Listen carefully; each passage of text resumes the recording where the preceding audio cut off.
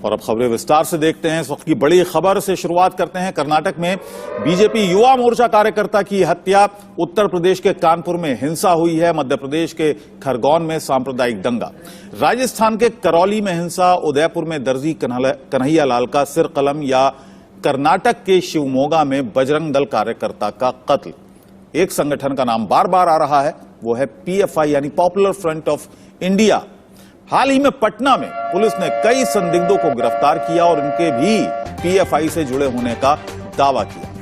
अब बड़ी खबर ये कि राष्ट्रीय जांच एजेंसी यानी कि एनआईए बिहार में पीएफआई से जुड़े हुए लिंक्स को खंगाल रही है। प्रवीण के बाद कर्नाटक में फाजिल की हत्या के बाद अब राजनीतिक सरगर्मियां तो तेज हैं, लेकिन आम लोगों में भी गुस्सा, नाराजगी ऐसा कि लोग सड़कों पर आ गए हैं। फाजिल के अंतिम संस्कार के लिए लोगों का जमावड़ा देखा गया। भारी संख्या में यहाँ विशेष समुदाय के लोग जो कि साथ ही साथ जनाजे के चल रहे थे। तनाव ऐसा है कि हत्या के बाद धारा 144 लागू कर दी गई है इलाके में, ताकि किसी भी तरीके से तनाव बढ़े नहीं। कर्नाटक के बेंगलुरु में युवक की हत्या के बाद हड़कंप मचा हुआ है, वो भी तब जब प्रवीण नेटारू की हत्या को लेकर अभी जांच चल ही रही थी। पीएफआई का नाम सामने आया ही था और ऐसे में अब फाजिल की हत्या के बाद सवाल कई तरीके के खड़े हो रहे हैं कि आखिर कौन ये हमलावर थे। अभी शुरुआती जांच में जो सीसीटीवी सामने आया है उसमें अपने चेहरे को कवर करके ये हमलावर आए। 4 से 5 की संख्या में हमलावर थे और धारदार चाकू से एक के बाद एक वार किया गया। जख्मी स्थिति में जब फाजिल को अस्पताल पहुंचाया गया तो डॉक्टर्स ने मृत घोषित कर दिया।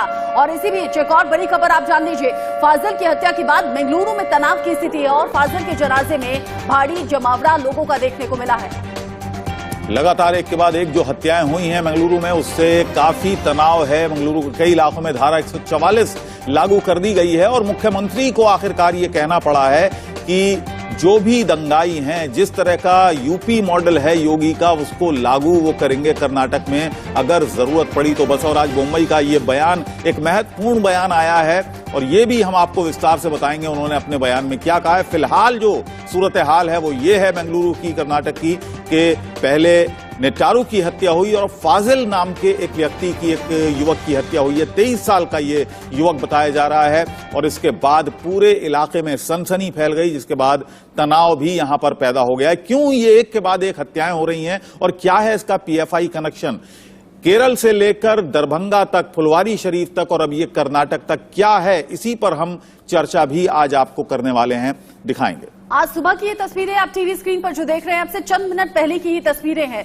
फाजिल नाम के युवक की जब धारदार चाकू के जरिए एक के बाद एक वार किया गया और हत्या कर दी गई, तो आज सुबह जब जनाजा निकला तो परिवार वाले तो रो रहे थे, बिलख रहे थे, लेकिन जो आस पड़ोस के लोग थे वो भी, उनके भी आंसू थमे नहीं, रुके नहीं। और अब एक ही सुर में मांग की जा रही है इंसाफ की मांग की जा रही है और ये चाहते हैं लोग कि फाजिल के हत्यारों तक जल्द से जल्द पुलिस पहुंचे।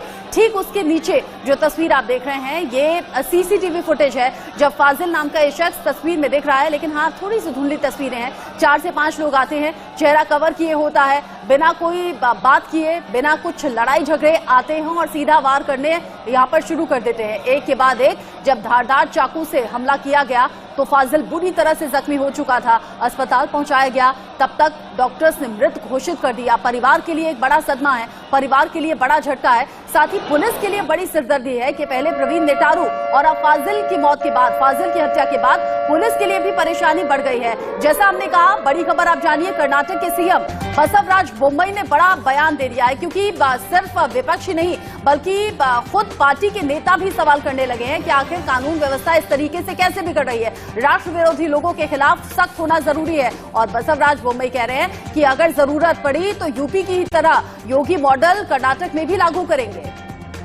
यहाँ योगी मॉडल से मतलब है उनका बुलडोजर मॉडल, यानी बुलडोजर वहां पर भी चल सकते हैं दंगाइयों के खिलाफ, और जो राष्ट्र विरोधी जिनका वो जिक्र कर रहे हैं अपने बयान में, वहां पर वो योगी मॉडल इस्तेमाल कर सकते हैं अगर जरूरत पड़ी। बसवराज का ये बयान ऐसे वक्त में आया है जब एक के बाद एक वहां पर 2 हत्याएं हो चुकी हैं। आइए सुनते हैं क्या कहा उन्होंने। I have told in Bangalore, whatever possible we'll do it, and if need be, if the situation says that UP model or much more stricter than that, we will not hesitate to do it. चलिए इस पर चर्चा की शुरुआत करते हैं। Uday Pratap Singh Bharatiya Janata party से हमारे साथ जुड़े हुए हैं, चंद्रमोहन शर्मा कांग्रेस से हमारे साथ जुड़े हुए हैं, नंदगोपाल राजनीतिक विश्लेषक हैं और वेदभूषण जी पूर्व एसीपी हैं दिल्ली पुलिस के, और इफ्राहिम चौधरी जो मुस्लिम स्कॉलर हैं। उदय प्रताप सिंह जी, शुरुआत आपसे ही करते हैं। बार बार ये आरोप भारतीय जनता पार्टी पर लग रहे हैं अलग अलग दलों के कि भारतीय जनता पार्टी इस पूरे मामले को भुनाना चाहती है।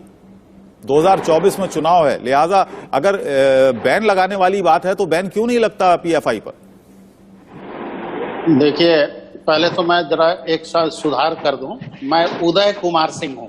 जी चलिए, उदय कुमार सिंह जी। हाँ, मेरा नाम उदय कुमार सिंह है। जी जी, तो चलिए। खैर, हाँ, ये आगे से थोड़ा सा, क्योंकि जी जी माफी चाहते हैं, मैं कभी उदय से, कोई बात नहीं, ये मैं मुख्य विषय पे आ रहा हूं। देखिए, इधर हाल के दिनों में ये सब जो घटनाएं हो रही हैं, यह भारतवर्ष के लिए नितांत ही दुर्भाग्यपूर्ण है और कोई भी सरकार कभी नहीं चाहेगी कि उसके राज्य में या उसके देश में लॉलेसनेस हो और लॉ एंड ऑर्डर का इशू खड़ा हो। क्योंकि इस तरह की घटनाएं जब होती है तो इनका कंस्पिकुअस इफेक्ट होता है, मल्टीपल चेन रिएक्शंस होता है। वो हम उसकी सोशियोलॉजी पे नहीं जाएंगे। अभी हम सीधा आपसे पूरा राजनीतिक सवाल है मेरा, बैन क्यों नहीं लगा देते? नहीं, आपकी सरकारें हैं, आपकी पूरी सरकार कार्रवाई चल रही है। आपने अभी न्यूज में सुना, आपके ही चैनल पे हम सुन रहे थे, एनआईए ने पूरे इनके नेटवर्क पे छापा मारा है। आज जांच इनका चल रहा है, इन्वेस्टिगेशन के क्रम में ये सारे मामले हैं और जैसे ही पुख्ता सबूत इसके विरुद्ध मिल जाएगा, नहीं, वो तो एक एग्जीक्यूटिव ऑर्डर से हो जाएगा सर। ये तो राजनीतिक फैसला होता है। आरएसएस पर भी बैन लगा है 2 बार, लेफ्ट पार्टियों पर भी बैन लगे हैं, उसी तरीके से बैन लगा दीजिए। अगर सारी जांच में क्लियर आ जाती है, बैन हटा देना। ये तो एक राजनीतिक फैसला है, क्यों नहीं होता है? चलिए आपके पास मैं आऊंगा। चंद्रमोहन शर्मा जी भी हमारे साथ हैं। चंद्रमोहन जी, ये बताइएगा कि कांग्रेस पार्टी पर सबसे बड़ा आरोप है कि कांग्रेस की ढील की वजह से इस तरह के संगठन पनपे और अब ये सूरत हाल है।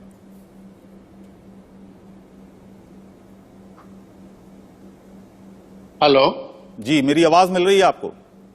हाँ, आप हमसे पूछ रहे हैं? जी जी जी, आपसे चंद्रमोहन जी से पूछ रहा हूँ, आपसे ही पूछ रहा हूँ। नहीं, मैं उदय कुमार सिंह हूँ। चंद्रमोहन जी से आपने ये प्रश्न पूछा है ना? जी जी। लगता है चंद्रमोहन जी तक आवाज जा नहीं रही है। चंद्रमोहन जी, खुद को अनम्यूट कीजिए तो आपकी आवाज हम तक पहुंच पाएगी।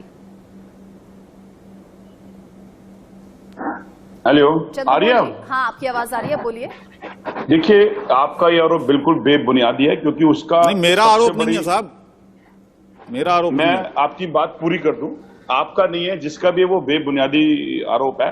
क्योंकि आज 2014 के पास परिवर्तित होगी और 2 बार सत्ता उस सरकार के पास है जो सरकार कभी इन चीजों के लिए बहुत ज्यादा आवाज उठाया करती थी। तो आज क्या कारण है कि उनके रहते हुए भी जब राष्ट्रवाद के सर्टिफिकेट डिबेटों में बिक जाएं और देश के अंदर उनके रहते हुए देश के नागरिकों की हत्या हो और वो मूक बने बैठे थे, तो प्रश्न उन पे उठता है। आपने 70 साल के कामों को, कार्यों को, कार्यकृत्यों को नकार कर कि कुछ नहीं हुआ। 2 टर्म की सरकार के अंदर 9 साल गुजर जाने के बाद भी अगर जस के तस हालात है और आप ये एक कमजोर व्यक्ति की तरह परिस्थितियों का हवाला देके कहें कि वो सरकारें ऐसे कर रही थी, तो वो एक अंगूठा आपकी तरफ इसलिए उठ जाता है क्योंकि आपने किसी समय देश के जनमानस को और देश के मीडिया को, देश के दार्शनिकों को अगर आप मौजूदा सरकार से सवाल करना चाहते हैं चंद्रमोहन शर्मा जी, तो उदय कुमार सिंह जी से मैं एक सवाल पूछना चाह रही थी। उदय कुमार जी, पहले प्रवीण नेटारू की हत्या हो जाती है, अभी फाजिल नाम के एक शख्स की हत्या हो गई है, कौन हमलावर है नहीं पता। प्रवीण नेटारू मामले में अभी भी जांच चल रही है। आप इससे पहले दुष्परिणामों के बारे में बात कर रहे थे, कहीं ये दुष्परिणामों की शुरुआत तो नहीं है? प्रवीण बजरंग दल का नेता और फिर अब फाजिल नाम के इस शख्स की हत्या। नहीं, ये आपका कहना बहुत सही है।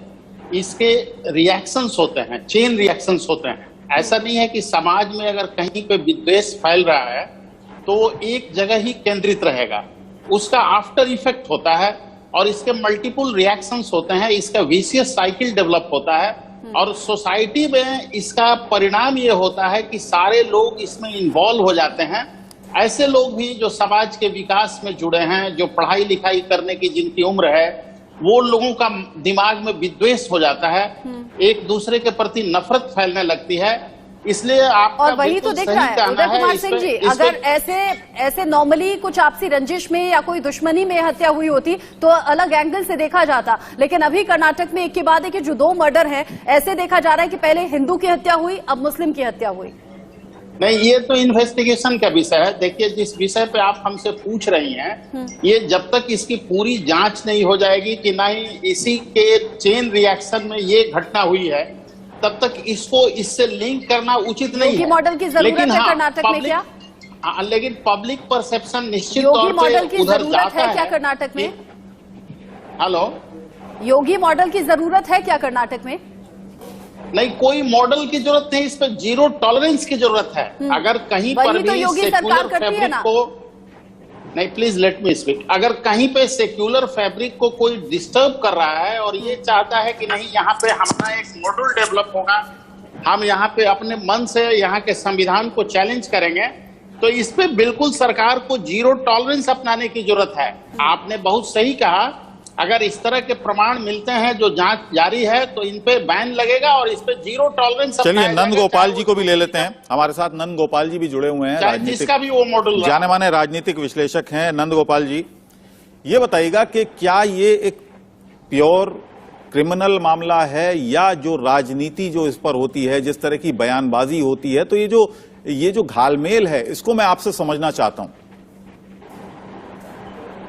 ये देश के लिए बड़े दुर्भाग्य की बात है कि इस तरह की घटनाएं बहुत बढ़ रही हैं और एनआईए ने भी कहा कि पिछले कुछ वर्षों से जब से ये उन्माद की बातें और विद्वेष की बातें या एक दूसरे धर्म के प्रति ज्यादा आक्रामक भाषा का उपयोग होने लगा है, तो देश का एक माहौल जो गंगा जमनी तहजीब है, जो हम भाईचारे से रहते आ रहे हैं, इस देश में जो भी व्यक्ति रहता है वो एक ही है, वो हिंदुस्तान का हर व्यक्ति, चाहे उसके पूजा करने की पद्धति अलग अलग हो, लेकिन उनका वंशज, उनका परिवार, वो सब हिंदुस्तानी है और उन्हें आगे ही हिंदुस्तान में रहना है। लेकिन जो अभी तक ये, जहाँ तक पीएफआई की बात आई है कुछ समय से, पीएफआई एक्टिव इसलिए हुई है कि इस तरह का माहौल बन गया है। नंद गोपाल जी, अभी आप अपनी बात पूरी कीजिएगा। वेदभूषण सर भी हमारे साथ हैं, क्योंकि पीएफआई के लिंक अगर राष्ट्र विरोधी हरकतों में सामने आते हैं, उनका इन्वॉल्वमेंट सामने आता है, तो कैसे पहचाना जाए? क्या वो ऐसे साक्ष्य हो सकते हैं जिनके आधार पर पहचान की जा सकती है? अगर हमारे आसपास ये घटना घट रही है, उनसे जानेंगे, लेकिन पॉलिटिकल रिएक्शन उससे पहले बहुत है, क्योंकि ये एक बहुत ही एक तरह से एक ब्रूटल हत्या हुआ है और हत्या इसीलिए हुआ है क्योंकि इन्होंने कोई ट्वीट या फेसबुक पे कोई पोस्ट डाला है। लेकिन ये कर्नाटक में खुलेआम ऐसे एक मर्डर करना, इसमें लोग को गुस्सा भी है और हमारे मुख्यमंत्री ने कह भी दिया है कि हम किसी भी हालत में इनको पकड़ेंगे। पीएफआई की लगातार जो भी घटनाएं घटित हो रही हैं, आप चाहे वो जयपुर का कनेक्शन आप देखें या बेंगलुरु में चाहे भारतीय जनता युवा मोर्चा की उनकी हत्या देखें या और घटनाएं महाराष्ट्र में भी जो हुई हैं, उनमें सब में पीएफआई का कनेक्शन आ रहा है। क्योंकि पीएफआई का एक उन्होंने एजेंडा तय किया है कि संगठन करो, फिर हिंसा करो और फिर पॉपुलेशन को। तो मुझे लगता है कि निश्चित तौर से पीएफआई को अब बैन करना चाहिए। ये एक हिंदू समाज के नौजवान के बर्बर हत्या का इश्यू है। आज पूरे देश इस इश्यू पे चर्चा करनी चाहिए कि क्यों समाज में एक वर्ग ऐसे रैडिकल हो रहा है, फेसबुक पोस्ट के लिए क्यों ऐसे हत्या बर्बरता से एक वर्ग कर रहे हैं। इसके बारे में सोचना, इसके बारे में प्रश्न उठाना जरूरी है। पीएफआई की जो गतिविधियां हैं ये संपूर्ण देश जानता है और ये केवल आज से नहीं है। कांग्रेस समय के सरकार के भी कई रिपोर्टें ऐसी हैं कि इस संगठन के खिलाफ रिपोर्टें दी हैं। सिम्बी का कई जगह खात्मा हुआ और वो पीएफआई में जाके तब्दील हो गया।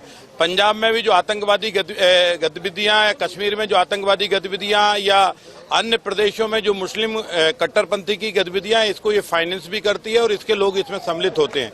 तो इस पर बड़े स्तर पर जांचें पड़ताल और जांच एजेंसियों का जो निष्कर्ष निकला है, ऐसे संगठन पर बैन भी होना चाहिए और इनके खिलाफ कठोर कार्रवाई भी होनी चाहिए।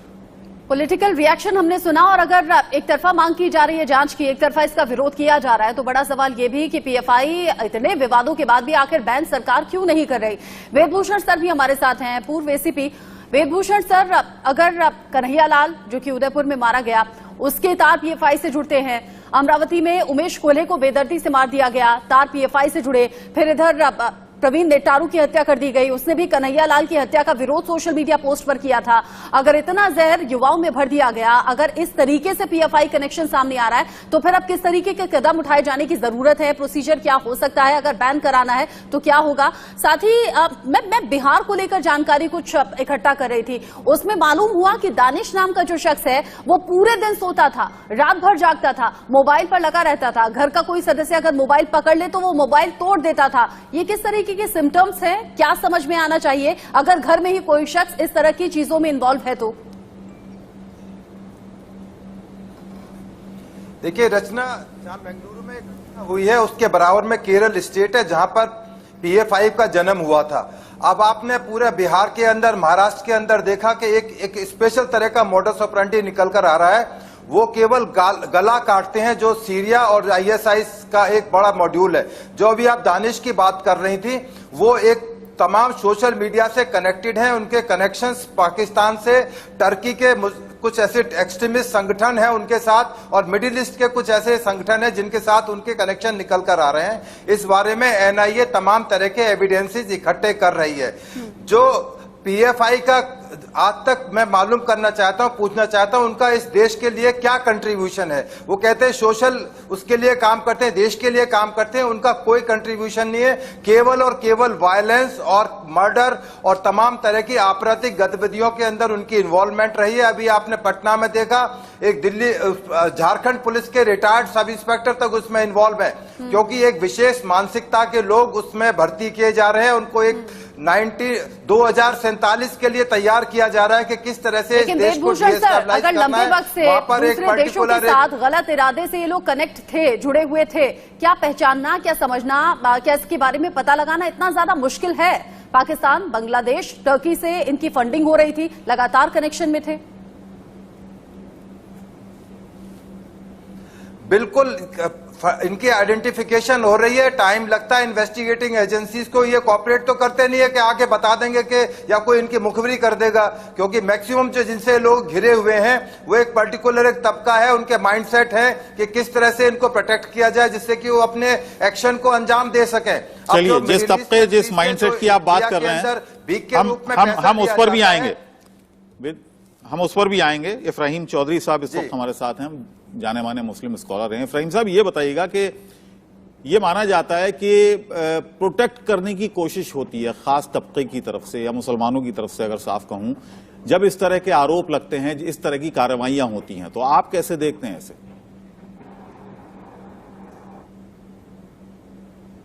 अनम्यूट कीजिए अपने आप को।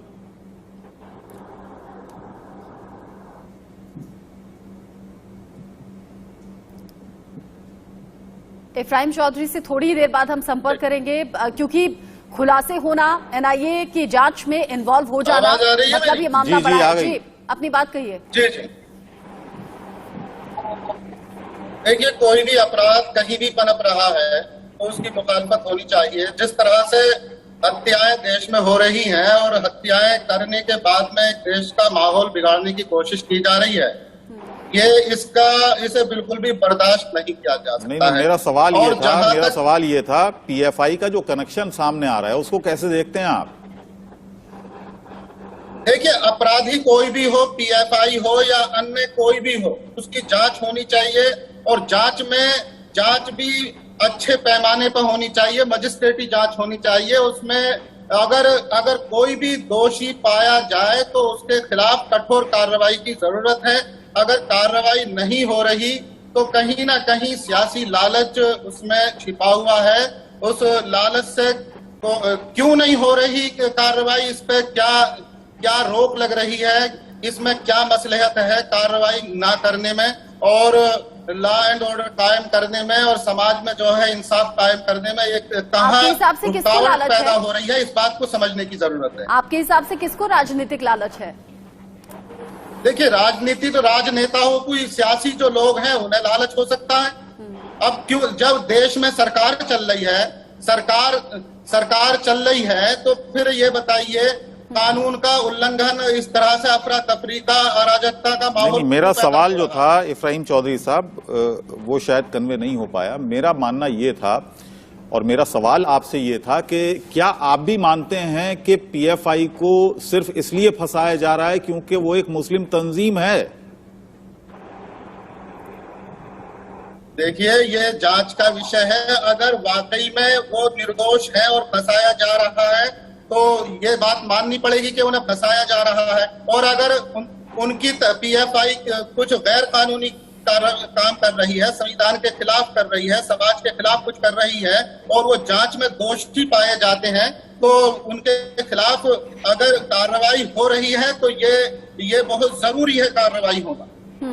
ठीक है। और वो पीएफआई नहीं बल्कि कोई भी संगठन हो, कोई भी जमात हो, आप कह रहे हैं कि अगर पीएफआई है तो भी और अगर कोई और संगठन है तो भी, अगर युवाओं को भड़काने बहकाने का काम हो रहा है, एक दूसरे की हत्या के लिए प्रेरित किया जा रहा है, तो सख्त से सख्त एक्शन लेना चाहिए। और अगर एक्शन नहीं लिया जा रहा है तो इसमें किसी के राजनीतिक लालच की बात भी सामने आ रही है। उदय कुमार जी से इसका वेलकम बैक। हम पीएफआई की बात कर रहे हैं, पीएफआई के आतंकी कनेक्शन की बात कर रहे हैं। हमारे साथ बहुत सारे मेहमान जुड़े हुए हैं। वेदभूषण जी, ये बताइएगा कि बार बार ये सवाल उठता है कि ये राजनीतिक रोटियां सेकी जा रही हैं, राजनीतिक मामले आगे किए जा रहे हैं और राजनीति के लिए सब कुछ हो रहा है। क्या ये मुमकिन है कि इतनी एजेंसियों को राजनीतिक तौर पर इस्तेमाल कर ले सरकार?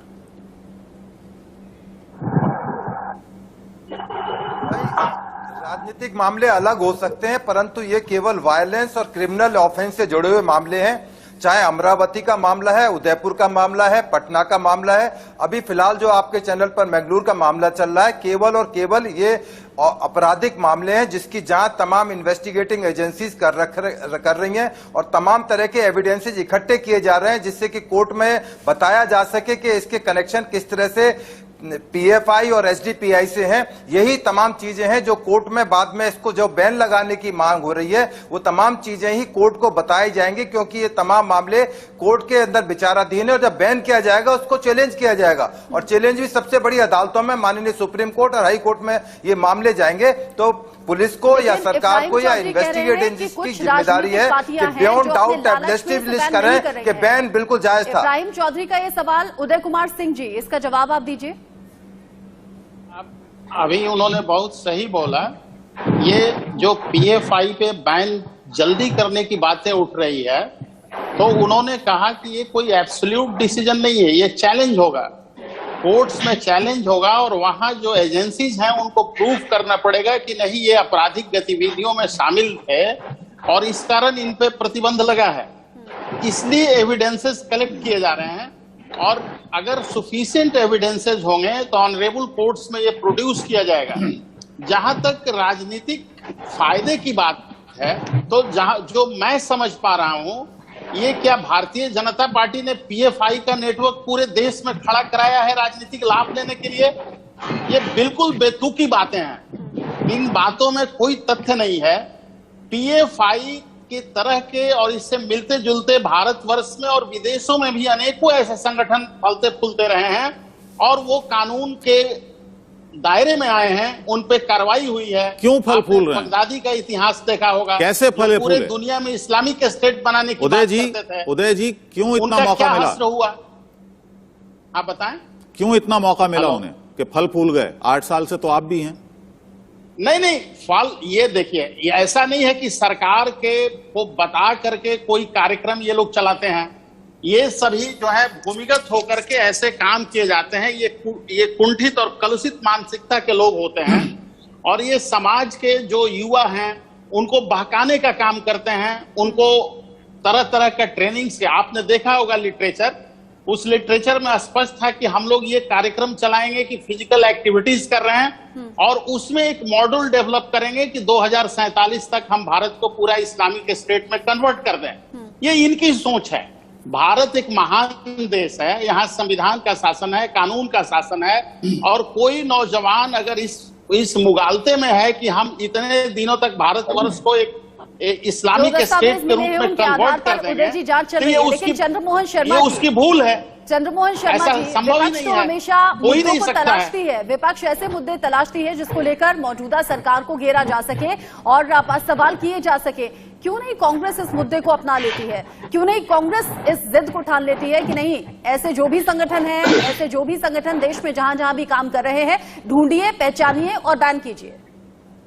रचना जी, आपका क्वेश्चन बहुत बढ़िया है, मैं साधुवाद देता हूं, क्योंकि आज देश को इस बात का पता चलना चाहिए, जो पार्टी आज सत्ता में है, जब वो विपक्ष में होती है तो वो सही बात को गलत कितनी ओजस्वी वाणी से बोलती है, और आज उसी पार्टी के प्रवक्ता जब डिबेट में बैठे हैं सत्ता में होने के बाद कितनी लाचारी साबित कर रहे हैं। तो ये वो बात है कि जब सही तो उसे गलत कह दो, जो गलत है उसे सही कह दो। अरे आज आपके पास प्रमाणित करने का मौका है, क्योंकि आपके नेता और प्रवक्ता डिबेटों में, रैलियों के अंदर ब्लेम लगाते थे सरकारों के ऊपर। आज आपके कारण आपने बीजेपी वर्सेस कांग्रेस करते करते बीजेपी वर्सेस बेरोजगारी, महंगाई और देश के बदलते हालात, बिगड़ते हालात, देश का अमन और चारा भाईचारा। चंद्रमोहन जी, बड़ी खबर, चंद्रमोहन जी माफी के साथ रोक रही हूँ, बड़ी खबर असम से है। असम में जहां पर अलकायदा टेरर मॉड्यूल का खुलासा हुआ है, बारपेटा से 8 आतंकी इसी सिलसिले में गिरफ्तार हुए हैं।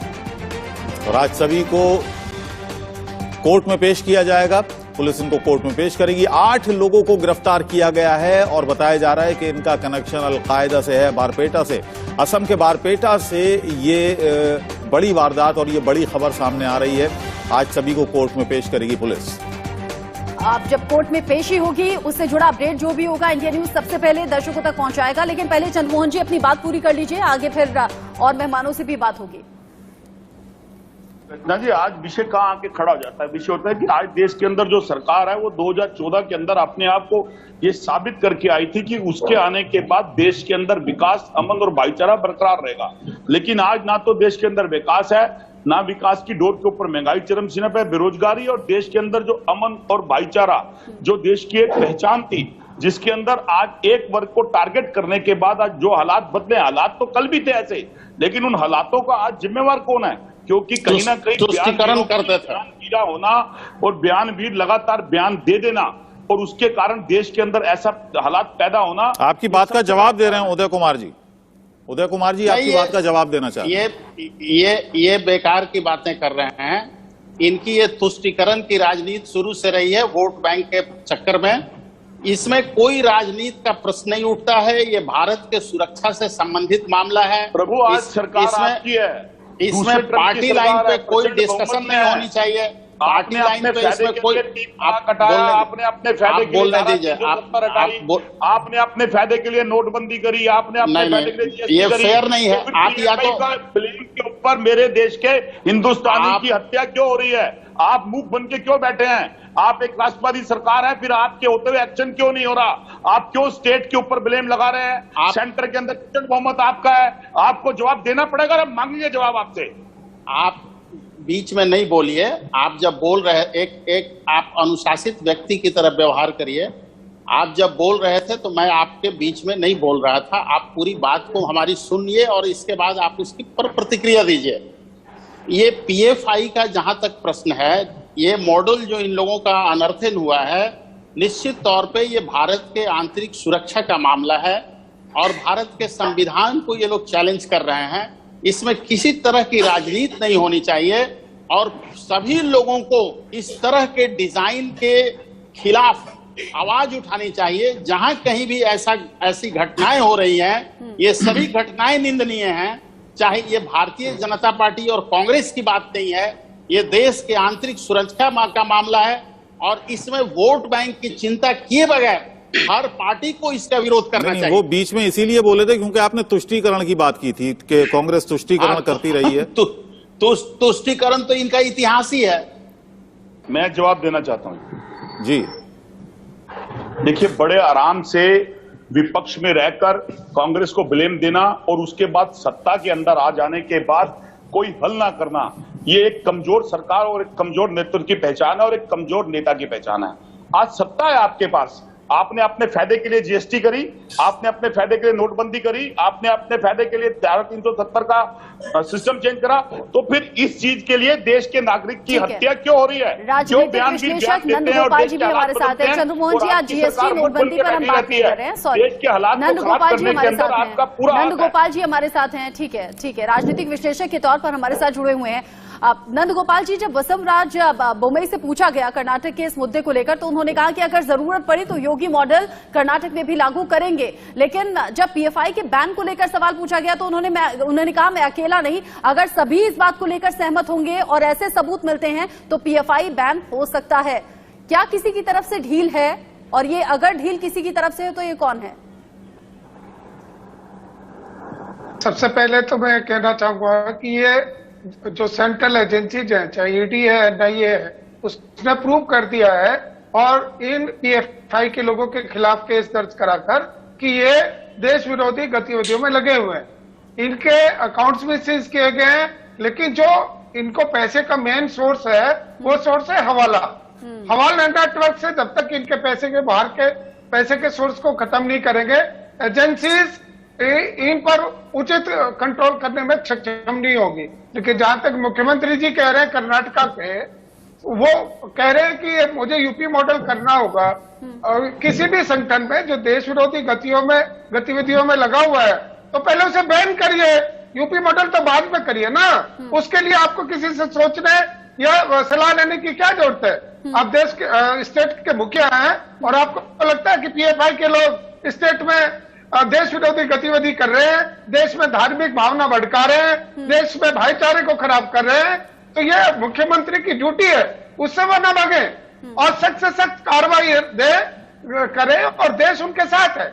और जहां तक ये जो पीएफआई के लोग हैं, ये यदि ये सोचते हैं कि हम ये धार्मिक उन्माद पैदा करके मुस्लिम समाज का कोई भला कर रहे हैं, ये बिल्कुल गलत है। इससे मुस्लिम समाज ऐसे में आप लोगों को भी तो अपने विवेक का इस्तेमाल करना चाहिए ना कि कौन सी राजनीतिक पार्टी जरूरी था वो समाज का भी नुकसान कर रहे हैं, समाज के लोगों को भी नुकसान कर रहे हैं। वेदभूषण जी से आगे रिएक्शन लेंगे, लेकिन उदय कुमार सिंह जी, छोटा सा रिएक्शन मेरा आपसे। अभी तक तो कर्नाटक को लेकर सवाल हो रहे थे, अभी असम से अगर खबर है कि अलकायदा टेरर मॉड्यूल का खुलासा हुआ है, तो आने वाले वक्त में ऐसा तो नहीं कि हेमंत बिस्वा शर्मा भी ये कहते हुए नजर आएंगे कि यहाँ भी योगी मॉडल की जरूरत है, और सवाल तो यहां भी उठेंगे कि आखिर कैसे हो गया असम सरकार के होते हुए ऐसा? नहीं, ये जो नेटवर्क है, यही तो जांच हो रहा है ना। ये पूरे देश में इन लोगों का कहां नेटवर्किंग है, क्योंकि ये एक छोटी संस्था नहीं है, ये केरल से प्रारंभ हुआ है, बिहार में भी इसके मॉडल्स दिखाई पड़े हैं, बिहार में कुछ लोग इसमें अरेस्ट हुए हैं, ये और इनके तार कहां से जुड़े हुए हैं और कौन कौन लोग इसमें शामिल हैं, उन्हीं चीजों को सेंट्रल एजेंसी जांच कर रही है। जैसे ही पुख्ता सबूत इनके विरोध में मिल जाएगा, वो कोर्ट में जो कि हम लोग प्रोड्यूस कर पाएंगे और डिफेंड कर पाएंगे कि नहीं मेरा नेता सही है। इतने में तो जांच बैठती है, इतने में तो घटना घट जाती है। वेदभूषण जी, थोड़ा सा प्रकाश डालिए, कैसे जांच हो, जांच का एंगल क्या होना चाहिए कि हत्याओं को रोका जा सके? युवाओं का ब्रेन वॉश हो रहा है, ऐसे हजारों कैंप्स हैं, ऐसे हजारों ट्रेनिंग कैंप्स हैं जहां पर युवाओं का ब्रेन वॉश हो रहा है। रचना आप हमसे पूछ रही हैं? नहीं, मैं वेदभूषण जी से सवाल है मेरा। के हैं, उनको एक प्रलोभन दिया जा रहा है, टारगेट दिया जा रहा है। एनआईए और ईडी, अभी आपने देखा सुप्रीम कोर्ट ने एक पिटीशन फाइल की गई थी, 100 से ऊपर पिटीशन फाइल की थी। सुप्रीम कोर्ट ने बिल्कुल क्लियर कहा है कि हमें एजेंसीज का मोरल डाउन नहीं करना चाहिए, उन पर ट्रस्ट करना चाहिए। एनआईए एक प्रीमियर और स्पेशलाइज्ड इन्वेस्टिगेटिंग एजेंसी है, वो तमाम केसेस के इन्वेस्टिगेशन कर रही है। थोड़ा इंतजार कीजिए, क्योंकि कोर्ट से और कानूनी प्रक्रियाओं से जुड़ा हुआ मामला है, इसलिए बार बार सुप्रीम कोर्ट का दरवाजा ना खटखटाना पड़े, जरूर इसका रिजल्ट आएगा। अभी आपने असम का जो एग्जाम्पल दिया वो उसी का एक उदाहरण है। पकड़े जा रहे हैं और जेलों के अंदर है और लंबे समय तक जेलों के अंदर रहेंगे, उनके खिलाफ अकाट्य सबूत इकट्ठे करना। ये सवाल इसलिए भी उठते हैं नंदगोपाल, वेदभूषण जी, थोड़ा अपने संस्थाओं के ऊपर विश्वास कीजिए। ये कांग्रेस, बीजेपी, आम आदमी पार्टी का मामला नहीं है। ये सवाल इसलिए उठ रहे हैं और कुछ संस्थाएं या कुछ राजनीतिक दल इसलिए भी उठा रहे हैं क्योंकि वो एग्जाम्पल देते हैं कि आज से 15 साल पहले, आज से 10 साल पहले इसी तरह के आरोपों में बहुत से युवाओं को उठाया गया, लेकिन बाद में कुछ हुआ नहीं, 10-10 साल उनको जेल में रहना पड़ा। और अदालत से फिर वो बरी हुए बाइज्जत। अबुल जी, किसी आदमी का बरी अबुल जी, मेरा ये कहना है कानूनी रूप से कि कोई आदमी यदि अरेस्ट हो जाए और बरी हो जाए, इसका मतलब ये नहीं कि अपराध नहीं हुआ था। वो किसी टेक्निकल वजह से, गवाहों की वजह से, शिकायतकर्ता की मौजूदगी वजह से या और बड़ी टेक्निकल रीजन से बरी हो गया, तो इसका मतलब ये नहीं कि अपराध नहीं हुआ था। कन्हैया लाल का आप बोल दो कि उसका मर्डर ही नहीं हुआ था, जिंदा है। या अभी जो प्रवीण जिसका हम जिक्र कर रहे हैं वो जिंदा है, वो तो अपने आप से उसने अपना गला काट लिया। तो ये कह देना कि ये बरी हो गया, तो इसका मतलब ये नहीं कि अपराध नहीं हुआ था। अपराध तो हुआ था और रीजन से वो बरी कर दिया गया। आप सभी साहिबान बहुत बहुत धन्यवाद हमसे बात करने के लिए, इस चर्चा में हिस्सा लेने के लिए। लेकिन एक बहुत बड़ा मुद्दा है ये पीएफआई का, और जिस तरह के खुलासे हो रहे हैं वो वाकई चौंका देने वाले हैं, क्योंकि सिर्फ मामला यहीं तक सीमित नहीं है। हम ये भी आपको बता दें कि जिस तरह के खुलासे एनआईए कर रही है, या पाकिस्तान से लिंक, या और जो बाहर लोग बैठे हैं, जो बाहर आतंकी संगठन है, उनके साथ जो लिंक आ रहा है वो वाकई हैरान करने वाला भी है और काफी अफसोसनाक भी है।